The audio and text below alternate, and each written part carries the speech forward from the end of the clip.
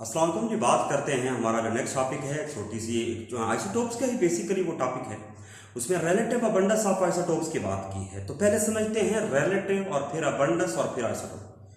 अब relative abundance का मतलब क्या है, जरा नोट कीजिएगा। रिलेटिव जब आप किसी को एक दूसरे के साथ रिलेट करते हैं, मवाजना करते हैं।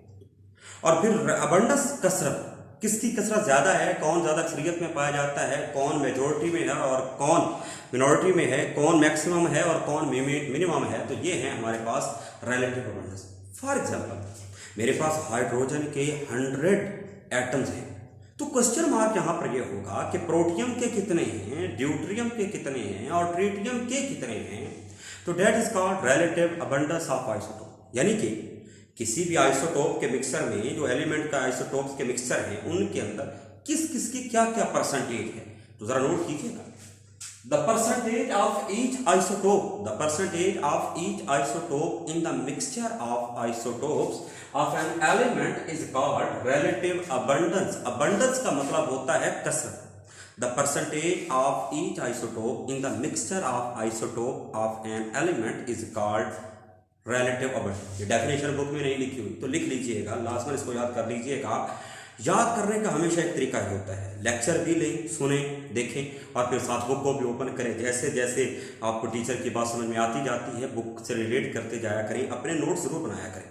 तो percentage of each isotope in the mixture of isotope, 100% है आइसोटोप, तो उसमें नियॉन के कितने, फॉर एग्जांपल नियॉन के आइसोटोप हैं, तो नियॉन के कितने परसेंट हैं, नियॉन 20 के, 21 के और 22 के कितने परसेंट हैं। तो that is called relative abundance. छोटी सी इसमें बातें हैं तो हम उनको करते चलते हैं। Each isotope has its own natural abundance. Her isotope की अपनी एक खास नेचुरल अबंडेंस होती है जिसमें रब ताला ने उनको पैदा किया है। कोई ज्यादा है, कोई कम है। डिटरमिन्ड बाय, कि सर आपको ये कैसे पता चला कि किसकी परसेंटेज ज्यादा है और किसकी कम। तो ये एक टॉपिक है हमारा, नेक्स्ट टॉपिक वही है मास स्पेक्ट्रोमेट्री। तो they are determined by the mass spectrometry. तो मास स्पेक्ट्रोमेट्री से मालूम करते हैं। अक्सर आपने नोट किया होगा, अभी आप पढ़कर आ रहे हैं आइसोटोप के बारे में कि कार्बन के 3 isotopes, carbon 12, carbon 13, carbon 14, carbon 12, carbon 13 and carbon 14। लेकिन आप जब भी बात करते हैं तो कार्बन 12 की बात करते हैं, तो क्वेश्चन है क्यों। आप जब भी किसी भी कार्बन की बात करेंगे तो कार्बन 12 की बात करेंगे, ना 13 की बात करेंगे, ना 14 की बात करेंगे। क्योंकि कार्बन 12 जो है, कार्बन 12 इज मोस्ट अबंडेंट। तो लिटरेचर के अंदर जो प्रॉपर्टीज लिखी हुई हैं वो कार्बन 12 की है। और क्योंकि कार्बन 12 इनमें से 99% है कार्बन 12। अब जरा इमेजिन करें, जो चीज ज्यादा है उसकी डिस्कवरी भी ज्यादा हुई, उसको पढ़ा भी ज्यादा गया, लिटरेचर के अंदर प्रॉपर्टीज भी उसी की होंगी। तो इसलिए हम कार्बन 12 का, अब हाइड्रोजन, प्रोटियम भी, ड्यूट्रियम भी और ट्रिटियम भी तीनों आइसोटोप हैं। लेकिन तीनों आइसोटोप्स में एक चीज है कि हम जिक्र करते हैं प्रोटियम का, हाइड्रोजन 1 का जिक्र करते हैं क्योंकि उसकी परसेंटेज अबंडेंस सबसे ज्यादा है, रिलेटिव अबंडेंस सबसे ज्यादा है। तो बात करते हैं properties mentioned in literature are related to most abundant isotope के प्रॉपर्टी उसी की मेंशन की जाती हैं जिनकी प्रॉपर्टी, जिनके अंदर रिलेटिव अबंडेंस जिनकी सबसे ज्यादा होती है। लेकिन थोड़ी सी छोटी सी बात नोट कीजिएगा, वो आइसोटोप, वो एलिमेंट जिसकी आइसोटोप की इक्वल परसेंटेज अबंडेंस हो, इक्वल रिलेटिव अबंडेंस हो, तो प्रॉपर्टीज में भी वो इक्वली शेयर करेंगे। फॉर एग्जांपल जरा नोट कीजिएगा, मेरे पास ब्रोमीन है, आप पढ़ कर आए हैं कि ब्रोमीन के अंदर 2 आइसोटोप होते हैं, ब्रोमीन 3579, ब्रोमीन 3581। तो इन दोनों के अंदर अगर आप इनकी परसेंटेज अबंडेंस देखें तो ब्रोमीन 79 वाले की है 50.54% और ब्रोमीन 81 वाले की परसेंटेज है 49.49%। ऑलमोस्ट इक्वल है। और याद रखिएगा, तमाम परसेंटेजेस का सम 100 के बराबर होगा। तमाम परसेंटेजेस का सम 100 के बराबर होगा क्योंकि परसेंट का मतलब यही होता है। लफ्ज परसेंट पर गौर करें, परसेंट, सेंट 100 से निकला है, सेंचुरी, सेंचुरियन, ये सारे लफ्ज जो हैं वो 100 के रिलेटेड हैं। तो परसेंट, इनको जमा करें तो 100% बन जाएगा। अब जरा नोट कीजिएगा, ये अगला जो टॉपिक छोटा सा आपका होगा वो एमसीक्यूज के रिलेटेड होगा। तो जरा नोट कीजिएगा, अल्लाह ताला ने जो हमारे लिए आइसोटोप्स बनाए हैं, नेचुरल आइसोटोप बनाए हैं, उनकी तादाद जो है वो टोटल जो तादाद है वो 280 है। नेचुरल आइसोटोप जो कि नेचर के अंदर एग्जिस्ट करते हैं उनकी तादाद 280 है। अब उनमें से थोड़े से 2 एमसीक्यूज और बनते हैं। उनमें से जो हमारे पास नॉन रेडियो एक्टिव हैं, उनमें से जो हमारे पास नॉन रेडियो एक्टिव हैं, अगर नोट कीजिएगा, उनमें से जो हमारे पास नॉन रेडियो एक्टिव आइसोटोप्स हैं, यानी कि जो स्टेबल आइसोटोप हैं जिनमें से रेडिएशन इमिट नहीं हो रही, उनकी तादाद है 240। तो ये non radio active stable isotope है। और उन 280 में से जो रेडियो एक्टिव हैं जो कि अनस्टेबल हैं उनकी तादाद क्या है, 40 है। तो आपको कल को एमसीक्यूज आएगा कि how many isotopes, natural isotopes जो हैं वो रेडियो एक्टिव हैं, तो आपका जवाब होगा 40। अगर क्वेश्चन आएगा how many isotopes, natural isotopes are non radioactive, तो जवाब होगा 240। अब बात करते हैं आर्टिफिशियल की। आर्टिफिशियल का मतलब होता है मैन मेड, जो कि इंसान ने बनाए हैं। अब उनके अंदर क्या है, उनकी टोटल तादाद एमसीक्यूज के लिए याद रखिएगा 300 है, और ये सारे के सारे रेडियो एक्टिव हैं, सारे के सारे अनस्टेबल हैं, और इन सब के अंदर से अल्फा, बीटा, गैमा रेज क्या कर रही हैं, निकल रही हैं, तो ये रेडियो एक्टिव है। बात करते हैं ये प्रोड्यूस कैसे होते हैं। Produce by artificial disintegration. Artificial disintegration का मतलब होता है तोड़ना। डिसइंटीग्रेट का मतलब होता है उसको हिस्सों के अंदर कन्वर्ट कर देना, उसको तोड़ देना। आर्टिफिशियल डिसइंटीग्रेशन का मतलब यहां पर देखिएगा। अब तरीकाकार क्या है, न्यूक्लियर पावर प्लांट में एक स्टेबल चीज ले ली जाती है, एक स्टेबल चीज ले ली जाती है, और उसके ऊपर एक पार्टिकल जिसको खास स्पीड से मूव करके उसके ऊपर हिट करवाया जाता है। जरा नोट कीजिएगा, एक स्टेबल आइसोटोप है, वो रेडियो एक्टिव नहीं है, लेकिन जब हम एक खास स्पीड से एक फास्ट मूविंग पार्टिकल उसके ऊपर हिट करवाएंगे तो वो उससे जब टकराएगा तो उसको ब्रेक कर देगा, तोड़ देगा, डिसइंटीग्रेट कर देगा।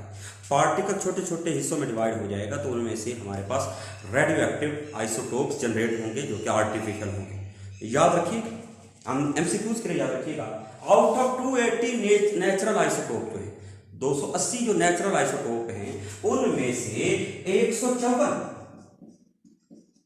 से 154 आइसोटोप ऐसे हैं जिनका एटॉमिक नंबर भी इवन है, एटॉमिक नंबर भी इवन है, और एटॉमिक मास नंबर भी इवन है, यानी कि उनका Z भी इवन है और A भी इवन है, यानी कि उनका एटॉमिक नंबर भी जुफ्त है, जुफ्त। जैसे कि आप मैथ में पढ़ते हैं 2, 4, 6, 8, तो ये हैं इवन, और एटॉमिक मास नंबर भी उनका क्या होगा, इवन होगा। तो 154 एमसीक्यूज के लिए याद रखिएगा कि 154। लेकिन बात कर रहे थे हम आइसोटोप्स की, और उसमें से छोटा सा एमसीक्यूज और देखिएगा, वो एलिमेंट जिनका एटॉमिक नंबर ऑड होता है, जिनका एटॉमिक नंबर ताक होता है, उनके स्टेबल आइसोटोप्स की तादाद 2 से ज्यादा कभी भी नहीं होती। नोट कीजिएगा, वो एलिमेंट जिनका एटॉमिक नंबर 8 ताक होता है, जैसे कि 1, 3, 5, 7, तो उनके स्टेबल आइसोटोप्स की तादाद 2 से ज्यादा नहीं होती। जरा नोट कीजिए, एलिमेंट्स, ये एलिमेंट कोई भी एलिमेंट है उसका 8 एटॉमिक नंबर है।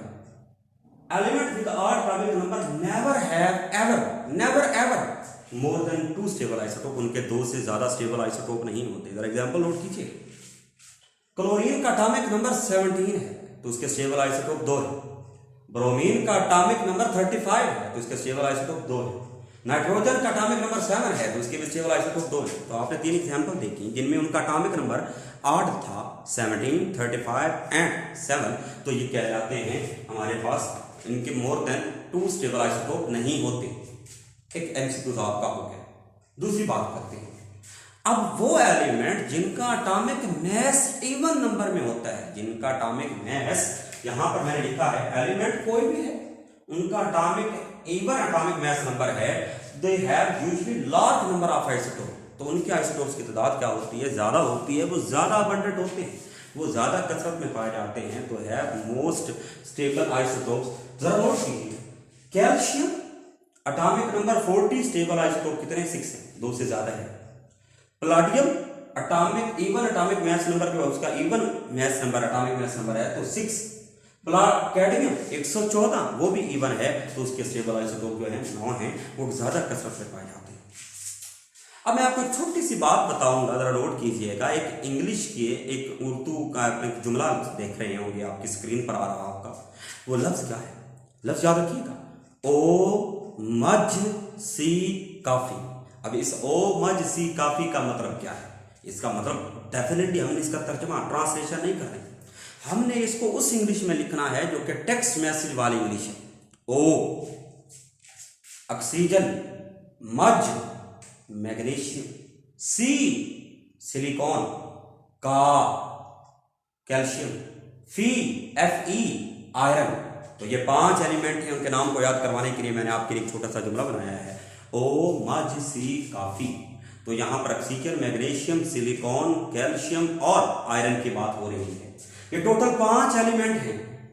They have atomic massive multi. अगर जरा थोड़ा सा नोट करें, मैं आपसे पूछूं कि 4 का पहाड़ा क्या होता है, जो हम बचपन से पढ़ते आ रहे हैं, आपको याद होगा, हम पढ़ा करते हैं 4 एकम 4, 4 दूनी 8, 4 3 12, 4 चौके 16, 4 पंजे 20।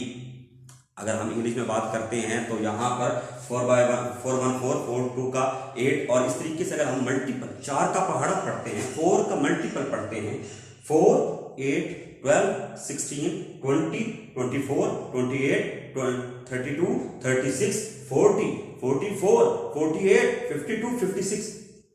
अब बड़ी इंटरेस्टिंग सी बात है, अगर आप 16 को देखें, ऑक्सीजन का मैस नंबर जो है वो 16 है, तो वो भी इसके अंदर है, मल्टीपल ऑफ 4 है। मैग्नीशियम का एटॉमिक मास 24 है, तो वो भी इसके अंदर आ गया। सिलिकॉन का 28 है, तो वो भी इसके अंदर आ गया है। कैल्शियम का 40 है, तो वो भी इसके अंदर मौजूद है, और आयरन का 56 है, तो वो भी इसके अंदर मौजूद है। तो जरा नोट कीजिएगा, दे हैव द मल्टीपल 4, उनका atomic masses are multiple of 4, 4 के पहाड़े में आ रहे हैं। और आपकी इंटरेस्टिंग बात नोट कीजिएगा, 50% ऑफ अर्थ क्रस्ट, आपकी जमीन का जो ऊपर वाला हिस्सा है वो आपकी अर्थ क्रस्ट है, और उसका 50% अर्थ क्रस्ट जो है वो किससे मिलकर बनी है? इन्हीं 5 एलिमेंट से मिलकर बनी है। इसी ओ मज सी काफी से मिलकर बनी है, इसी ऑक्सीजन, मैग्नीशियम, सिलिकॉन और कैल्शियम और आयरन से मिलकर बनी है। तो ये इनके एटॉमिक मैसेज मल्टीपल ऑफ 4 होते हैं। तो ये एमसीक्यू यहाँ पर आपकी बुक में जितनी भी बातें थी वो हम कर चुके हैं। अब कुछ बातें जो हैं वो हमारे हवाले से, एंटी टेस्ट के हवाले से देखिएगा। सबसे पहले जो चीज है, आपने आइसोटोप्स पढ़े हैं, तो उनके अंदर प्रोटॉन सेम होते हैं, पी टोप्स। आज बात करते हैं आइसोबार्स की बात करते हैं, तो जरा नोट कीजिएगा, atoms of different element, same element नहीं, different element, which have same atomic mass number but different atomic number. उल्ट कर देना, आइसोटोप में आप क्या कहा करते थे? Same atomic number but different atomic mass number. लेकिन यहां पर आप कहेंगे same atomic mass number but different atomic number. जरा नोट कीजिए, atoms of different element which have same atomic mass number but different atomic number are called isobars. Example note कीजिएगा, एक तरफ कॉपर लिखा है, दूसरी तरफ जिंक लिखा है, दोनों के एटॉमिक नंबर में जमीन आसमान का फर्क है। एक 29 है, दूसरा 30 है, एटॉमिक नंबर डिफरेंट है। लेकिन नोट कीजिएगा, इसका एटॉमिक मास नंबर और इसका एटॉमिक मास नंबर दोनों का 66 है। तो ये हैं आपके आइसोबार्स। बात करते हैं आइसोटोन्स की, न्यूट्रॉन से। Atoms of different element which have same number of neutron but different atomic number, which have same number of neutron but different atomic number. जरा एग्जांपल नोट कीजिएगा, आपके सामने एग्जांपल लिखी है, यहां पर एग्जांपल लिखी है कार्बन 614, साथ लिखा है नाइट्रोजन 715, ऑक्सीजन 816। तो मैं आपको आज एक ट्रिक बताता हूं कि नंबर ऑफ न्यूट्रॉन कैसे निकालते हैं। तो ऊपर वाली वैल्यू में से नीचे वाली वैल्यू को माइनस कर देते हैं, एटॉमिक मास नंबर में से एटॉमिक नंबर को क्या कर देते हैं? माइनस कर देते हैं। तो जरा इमेजिन कीजिएगा, मैंने आपको कहा ऊपर वाली में से नीचे वाली को माइनस कर, 14 माइनस 6 8, तो 8 न्यूट्रॉन है कार्बन के। 15 माइनस 7 8 न्यूट्रॉन है नाइट्रोजन के। 16 माइनस 8 तो 8 न्यूट्रॉन है बेटा ऑक्सीजन के। तो आपने देखा, they have same number of neutron but different atomic number, जिनका एटॉमिक नंबर डिफरेंट है, एक का 7 है, एक का 6 है, एक का 8 है, प्रोटॉन्स डिफरेंट है, लेकिन न्यूट्रॉन की तादाद क्या है, सेम है, तो इनको कहते हैं आइसोटोन्स, याद रखिएगा। आखिर में लफ्ज है आइसो इलेक्ट्रॉनिक, वो चीजें जिनके अंदर इलेक्ट्रॉन सेम होते हैं, वो दो को an species which have same number of electrons are called isoelectronic. Species which have same number of electron are called isoelectronic. जरा गौर कीजिए, मैंने आपके सामने लिखा है सोडियम +1, मैग्नीशियम +2 और एल्यूमिनियम +3 लिखा है। सोडियम +1 है, मैग्नीशियम +2 है और एल्यूमिनियम +3। लेकिन जब मैं सोडियम में से सोडियम का एटॉमिक नंबर क्या है, 11, मैग्नीशियम का एटॉमिक नंबर क्या है, 12, एल्यूमिनियम का एटॉमिक नंबर क्या है, 13। एल्यूमिनियम का एटॉमिक नंबर क्या है, 13।